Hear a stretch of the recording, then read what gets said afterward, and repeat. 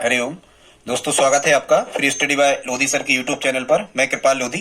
दोस्तों, आज हम आपको लेकर के आए हैं पर्यावरण या साइंस से रिलेटेड बहुत ही इंपॉर्टेंट टॉपिक, जिसमें दोस्तों आज हम आपको बताने वाले हैं पर्यावरण संरक्षण से संबंधित सभी पुरस्कार। दोस्तों, यहाँ से प्रश्न कैसा आता है या कैसा आ सकता है बता देते हैं आपको। प्रश्न स्टूडेंट्स यहाँ से बनता है कि निम्न में से कौन सा पुरस्कार पर्यावरण संरक्षण से संबंधित है या निम्न में से कौन सा पुरस्कार पर्यावरण संरक्षण से संबंधित नहीं है। तो यदि इसमें आपको सन और राशि और अन्य जानकारी याद ना हो पाए स्टूडेंट्स, तो इस वीडियो में आपको कम से कम इतना तैयार जरूर कर लेना है कि कौन सा पुरस्कार पर्यावरण संरक्षण से संबंधित है, मतलब पर्यावरण की सुरक्षा में ही वो दिया जाता है। तो दोस्तों, एक अपील है, यदि आप हमारे चैनल पर पहली बार आए हैं तो प्लीज हमारे चैनल को सब्सक्राइब कर लें, साथ में बेल आइकन पर क्लिक करें ताकि सबसे पहले नोटिफिकेशन आपको मिलता रहे। दोस्तों, हम इसी प्रकार के कॉम्पिटिटिव एग्जाम रिलेटेड वीडियोस को अपलोड करते रहते हैं। आप हमारी प्लेलिस्ट में जाकर के मैथ्स, रीजनिंग, जीके, साइंस, शिक्षक भर्ती परीक्षा से रिलेटेड वीडियोस को देख सकते हैं। तो बगैर देर के स्टूडेंट्स, आइए प्रारंभ करते हैं आज का टॉपिक, पर्यावरण संरक्षण से संबंधित सभी महत्वपूर्ण पुरस्कार। सबसे पहले स्टूडेंट्स देखते हैं, प्रथम जो पुरस्कार है, ये पुरस्कार है, ये सबसे बड़ा पुरस्कार कहलाता है राशि के रूप में।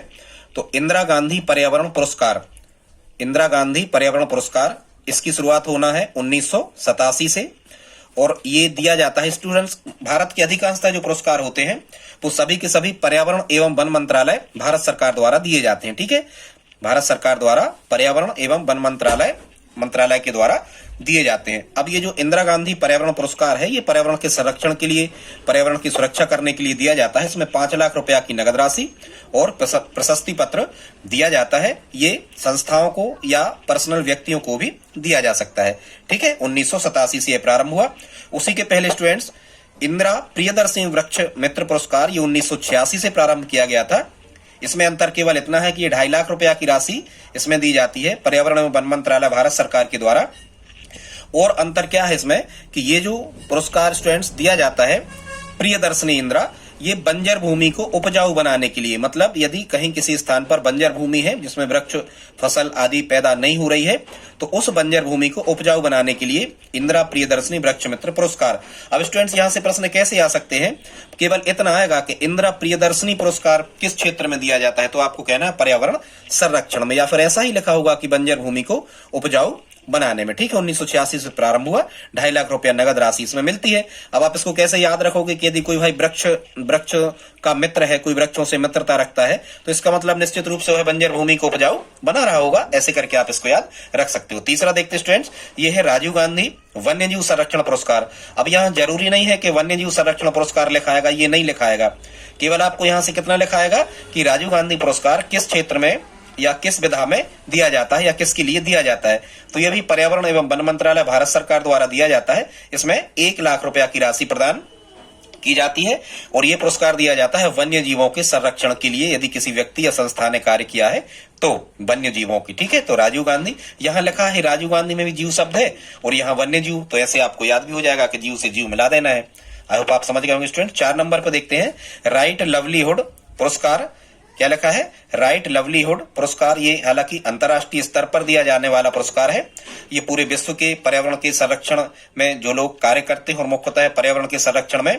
हाँ, एक चीज और, ये 1980 से प्रारंभ होना है राइट लवलीहुड पुरस्कार। ये संपोषणीय विकास के लिए दिया जाता है स्टूडेंट। संपोषणीय विकास या सतत विकास का मतलब ये होता है कि हमें वर्तमान में जो खनिज संसाधन आदि हैं, ऊर्जा के साधन आदि हैं, प्राकृतिक संसाधन है, इनका दोहन हमें इस प्रकार से करना है संयमित रूप से, ताकि आगे आने वाली पीढ़ियों को भी ये खनिज संसाधन आसानी से उपलब्ध हो सके। इस प्रकार के विकास को संपोषणीय विकास, सतत विकास कहा जाता है। तो ये जो राइट लवलीहुड पुरस्कार स्टूडेंट्स, इसके बारे में एक चीज तो आप ध्यान रखें, वो क्या, इसे वैकल्पिक नोबेल पुरस्कार के रूप में जाना जाता है, या वो कहेंगे कि वर्तमान में वैकल्पिक नोबेल पुरस्कार किसे कहा जाता है, तो वैकल्पिक नोबेल पुरस्कार कहा जाता है राइट लवलीहुड पुरस्कार को। अब आप इसको कैसे याद रखना स्टूडेंट्स, इसको आप ऐसे याद रख सकते हो कि विकल्प नाम का जो लड़का है ये बहुत ही प्यारा है, बहुत ही लवली है, ऐसे करके याद रख सकते हो। विकल्प नाम का जो लड़का है ठीक है, विकल्प नाम का जो लड़का है ये लवलीहुड पुरस्कार के लिए राइट है, ऐसे करके आप इसको याद रख लेना। कैसा? विकल्प नाम का लड़का ही राइट है लवलीहुड पुरस्कार के लिए। ऐसे आपको याद हो जाएगा कि वैकल्पिक नोबेल पुरस्कार के रूप में राइट लवलीहुड पुरस्कार को जाना जाता है। 1980 से इसका प्रारंभ हुआ और ये केवल एक ही क्षेत्र में नहीं दिया जाता, जैसे नोबेल पुरस्कार अनेक क्षेत्रों में दिया जाता है, उसी प्रकार से राइट लवलीहुड पुरस्कार भी अनेक क्षेत्रों में दिया जाता है। जैसे संपोषणीय विकास, मानवाधिकार की रक्षा के लिए किसी ने कार्य किया, पर्यावरण सुरक्षा, स्वास्थ्य, शिक्षा और शांति के क्षेत्र में ये दिया जाता है। आगे देखते स्टूडेंट्स, 5 नंबर पे लिखा है, ये भी अंतरराष्ट्रीय पुरस्कार है, टाइलर पुरस्कार। ये भी अंतरराष्ट्रीय पुरस्कार है, टाइलर यूनिवर्सिटी ऑफ कैलिफोर्निया द्वारा ये दिया जाता है। पर्यावरण विज्ञान और पर्यावरण स्वास्थ्य और ऊर्जा के क्षेत्र में विशिष्ट कार्य करने वाले व्यक्ति या संस्थाओं को कौन सा पुरस्कार? टाइलर पुरस्कार। ठीक है, तो ये टाइलर पुरस्कार कैसे आपको याद रखेगा? यहां लिखा है एलर मतलब इल्लियां, तो इल्लियां भी पर्यावरण से जुड़ी हुई जीव हैं, तो ऐसे भी आप इसको याद रख सकते हो। स्टूडेंट 6 नंबर पर देखते हैं ग्लोबल 500 या ग्लोबल 500 पुरस्कार। जैसा कि ग्लोबल यहां पर लिखा हुआ है, मतलब ये भी अंतरराष्ट्रीय स्तर का है, ये भी वैश्विक स्तर का है। 1987 से प्रारंभ हुआ था और ये यूनेप द्वारा दिया जाता है, संयुक्त राष्ट्र संघ की एक संस्था यूनेप द्वारा, यूनियन, ठीक है, एनवायरनमेंट, यूनेप द्वारा स्टूडेंट्स ये दिया जाता है। इसको कहते हैं संयुक्त राष्ट्र संघ का पर्यावरणीय कार्यक्रम, यूनाइटेड नेशंस एनवायरनमेंट प्रोग्राम।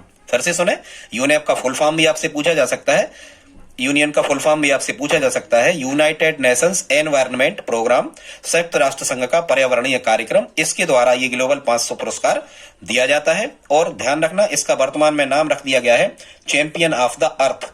क्या रख दिया है? Champion of the earth. तो इसको कैसे याद रखोगे? देखो, ग्लोबल का मतलब ही होता है वैश्विक। यदि आप ग्लोबल को हिंदी में पढ़ोगे तो स्टूडेंट्स, ग्लोबल का मतलब क्या होता है? वैश्विक।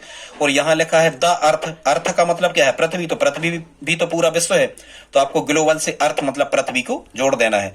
बहुत इंपॉर्टेंट फैक्ट स्टूडेंट्स ये, कि वर्तमान में किस पुरस्कार को चैंपियन ऑफ द अर्थ पुरस्कार कहा जाता है, तो ये कहा जाता है स्टूडेंट्स ग्लोबल 500 प्राइज या ग्लोबल 500 पुरस्कार को। ये यूनेप द्वारा दिया जाता है। विश्व भर की जो संस्थाएं हैं या जो व्यक्ति हैं जो पर्यावरण संरक्षण के रूप में कार्य कर रहे हैं, उनके लिए पुरस्कार ग्लोबल 500 दिया जाता है। 7 नंबर पर देखते स्टूडेंट्स, अमृता देवी बिश्नोई वन्य जीव सुरक्षा पुरस्कार, 1 लाख रुपया की राशि मिलती है। आपने सुना होगा अमृता देवी बिश्नोई, ये राजस्थान के खिजड़ी गांव से संबंधित है। अपनी बालिकाओं सहित बलिदान कर दिया था इनने वृक्ष जंगलों को बचाने के लिए।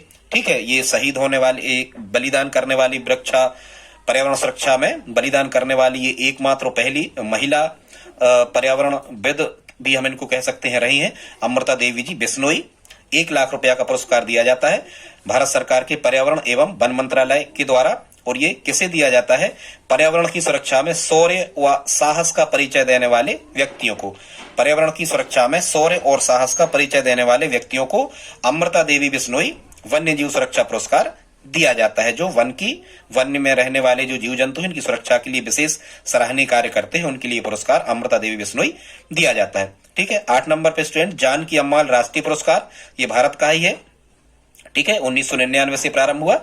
तो यदि ज्यादा कुछ आपको याद ना हो स्टूडेंट, तो इतना बस आपको याद हो जाए इस पार्ट में, इस कॉन्सेप्ट में, कि कौन सा पुरस्कार मुख्यतः पर्यावरण से संबंधित है। यदि इतना भी आपको याद हो जाए, क्योंकि प्रश्न यहां से ऐसे ही आते हैं कि निम्न में से कौन सा पुरस्कार पर्यावरण से संबंधित है या कौन सा पुरस्कार पर्यावरण से संबंधित नहीं है। ठीक है, तो जानकी अम्माल राष्ट्रीय पुरस्कार ये वर्गीकरण विज्ञान में दिया जाता है उत्कृष्टता को प्रोत्साहित करने वाले व्यक्तियों के लिए, जो जीव जंतु जगत का वर्गीकरण करते हैं, ऐसे व्यक्तियों को ये दिया जाता है जानकी अम्माल राष्ट्रीय पुरस्कार। 9 नंबर पे स्टूडेंट्स, गोल्डमैन पर्यावरण पुरस्कार, ये अंतरराष्ट्रीय स्तर का है, 1989 से प्रारंभ हुआ। बहुत ध्यान आप रखना कि ये सबसे पहले दिया गया था मेधा पाटकर जी को दिया गया था गोल्डमैन पर्यावरण पुरस्कार।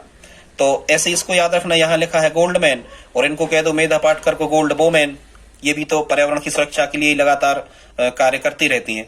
तो गोल्डमैन, इनको कह दो गोल्ड वोमेन। तो गोल्डमैन पुरस्कार सबसे पहले मेधा पाटकर को दिया गया, नर्मदा बचाओ आंदोलन से ये संबंधित है। एक चीज और ध्यान रखना स्टूडेंट्स, इसे ग्रीन नोबेल पुरस्कार कहा जाता है। क्या कहा जाता है? गोल्डमैन पुरस्कार को ग्रीन नोबेल पुरस्कार कहा जाता है। अब आप इसको कैसे याद रखोगे, गोल्ड मतलब क्या होता है? सोना। गोल्ड मतलब होता है सोना। सोना होता है सुनहरे कलर का और ग्रीन मतलब होता है हरा। ठीक है, तो ऐसा याद रखना, हरा सोना मिला दो आप। गोल्ड माने सोना, ग्रीन माने हरा। तो हरा सोना वैसे ही बांस को कहते हैं, अफीम को कहते हैं, बनों को कहते हैं हरा सोना, ऐसे मिला देना। ऐसे आप याद रखना कि ग्रीन गोल्डमैन मतलब जो गोल्डमैन पर्यावरण पुरस्कार है इसे ग्रीन नोबेल पुरस्कार कहा जाता है। 1989 से प्रारंभ हुआ। सबसे पहले ये गोल्डमैन पर्यावरण पुरस्कार पाने वाले व्यक्ति का नाम था या ये महिला थी, फर्स्ट किसे? मेधा पाटकर। आई होप आप समझ गए होंगे स्टूडेंट्स। आगे देखते हैं, बस थोड़ी देर और आप हमारे साथ रहें स्टूडेंट्स। इस वीडियो को लाइक करें यदि आपको पसंद आ रहा हो तो। आगे देखते हैं स्टूडेंट्स, गोल्डन पांडा पुरस्कार। फिर ध्यान से सुनना, ये गोल्डन पांडा पुरस्कार 1983 से प्रारंभ हुआ। इसे ग्रीन ऑस्कर कहा जाता है। ये भी अंतरराष्ट्रीय स्तर का है। क्या कहा जाता है इसे? ग्रीन ऑस्कर, गोल्डन पांडा। ऐसे याद रखना, कोई पांडे जी हैं तो वो ऑस्कर पुरस्कार मिल गया एक बार उनको, पांडे जी को ही ऑस्कर पुरस्कार देना है। ठीक है, या जो कार्य वगैरह होते हैं ये पांडे जी के यहाँ हो सकते हैं, तो पांडे जी को ही ऑस्कर पुरस्कार देना है, याद रखने की दृष्टि से। तो गोल्डन पांडा पुरस्कार को क्या कहा जाता है स्टूडेंट्स? बहुत इंपॉर्टेंट फैक्ट, ग्रीन ऑस्कर पुरस्कार कहा जाता है। आगे देखते हैं 11 नंबर पे है सासाकावा पुरस्कार। ये भी अंतरराष्ट्रीय स्तर का पुरस्कार है सासाकावा। ये भी यूनाइटेड नेशंस एनवायरनमेंट प्रोग्राम मतलब संयुक्त राष्ट्र संघ के पर्यावरणीय कार्यक्रम द्वारा दिया जाता है। और मुख्यतः जो सासाकावा पुरस्कार है ये आपदा प्रबंधन के लिए दिया जाता है। आपदा प्रबंधन में उत्कृष्ट कार्य करने वाले व्यक्ति या संस्थाओं को दिया जाता है सासाकावा पुरस्कार। ठीक है, मान के चलो कि किसी की सांस पर आपदा आ गई, अब किसी की सांस पे आपदा आ गई, किसी ने प्रबंधन अच्छे से कर दिया, मदद कर दी, तो उसे पुरस्कार मिलेगा। तो सांस पे आपदा आ सकती है, बिल्कुल आ सकती है। सासाकावा आपदा प्रबंधन के लिए दिया जाता है। 12 नंबर पर देखते स्टूडेंट्स, मेदिनी पुरस्कार। अब तो याद रखना, मेदिनी राय जी थे और उनकी एक दुकान थी और दुकान पे पुस्तकें बिकती थी। तो ये जो मेदिनी पुरस्कार दिया जाता है ये पर्यावरण सुरक्षा या इससे जुड़े विषयों पर पुस्तक लेखन हेतु, उत्कृष्ट पुस्तक लेखन हेतु दिया जाता है मेदिनी पुरस्कार। 31,000 रुपया की नगद राशि इसमें दी जाती है। ठीक है, याद रखना, मेदिनी नामक व्यक्ति की कोई पुस्तक की दुकान है तो आप समझ जाओगे कि पर्यावरण से संबंधित उत्कृष्ट पुस्तक लेखन कार्य हेतु मेदिनी पुरस्कार दिया जाता है स्टूडेंट। 13 नंबर पर देखते हैं पीताम्बरा पंत राष्ट्रीय पर्यावरणीय फेलोशिप है। ठीक है, राशि इनकी बदलती रहती है। पीताम्बरा पंत राष्ट्रीय पर्यावरण फेलोशिप 1978 से दी जाती है। पर्यावरण से संबंधित अनुसंधान को प्रोत्साहित करने के लिए, आगे बढ़ाने के लिए 2 वर्ष में एक बार ये फेलोशिप दी जाती है। हालांकि जितनी फेलोशिप पर्यावरण के क्षेत्र में होती है, सलीम अली व कैलाश सांकला फेलोशिप, ठीक है, ये सलीम अली और कैलाश सांकला फेलोशिप, ये भी सलीम अली जैसा कि पता आपको कि ये पक्षी विज्ञानी थे, और सांकला, कैलाश सांकला या कैलाश सांख्यल्य कई पुस्तकों में लिखा होता है। तो आपको पता है ये कैलाश सांख्यल्य भारत में टाइगर प्रोजेक्ट या बाघ परियोजना के जनक कहे जाते हैं। सलीम अली पक्षी विज्ञानी थे, वर्ल्ड मैन ऑफ इंडिया कहा जाता है, यानी कैलाश सांकला को टाइगर मैन ऑफ इंडिया कहा जाता है। तो आप समझ जाओगे यहाँ से कि सभी फेलोशिप दी जाती होंगी पर्यावरण से संबंधित व्यक्तियों के लिए जो उत्कृष्ट कार्य, सराहनीय कार्य पर्यावरण की सुरक्षा, वन्य जीवों की सुरक्षा के लिए कर रहे हैं। तो वन्य प्राणी संरक्षण अनुसंधान के लिए ये दिया जाता है। केवल भारतीय नागरिकों को ही ये फेलोशिप दी जाती है दोनों, और प्रत्येक 2 वर्ष बाद दी जाती है। ठीक है, फिर एक फेलोशिप है बीपी पाल, बीपीएल नहीं, बिलो पुअर लाइन, वो तो गरीबी रेखा के नीचे जीवन यापन करने वालों के लिए उपयोग की जाती। बीपी पाल तो क्या है? हम जानवरों को पालते हैं, जंतुओं को पालते हैं, तो ये पर्यावरण से ही रिलेटिव है। ऐसे करके आप इसको जोड़ना कि बीपी पाल राष्ट्रीय पर्यावरण फेलोशिप, ये बायोडाइवर्सिटी या जो जैविक विविधता होती है, जो लोग या व्यक्ति जैविक विविधता के संरक्षण और विकास के लिए कार्य कर रहे होते हैं उनके लिए बीपी पाल। और जैविक विविधता मतलब जीवों को पाल रहे होते हैं विभिन्न प्रकार के, कई प्रकार के एक ही स्थान पर। ठीक है, उसको क्या कहते हैं? वैसे भी जैविक विविधता कहलाती है कि स्थान पर कई प्रकार के जीव जंतुओं का पाया जाना और आपसी अंतःक्रिया उनमें होना।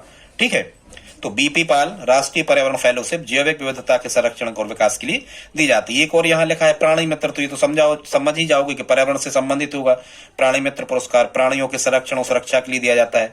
फिर है पीताम्बरा पंत राष्ट्रीय पर्यावरण फेलोशिप 1978 से दी जाती है।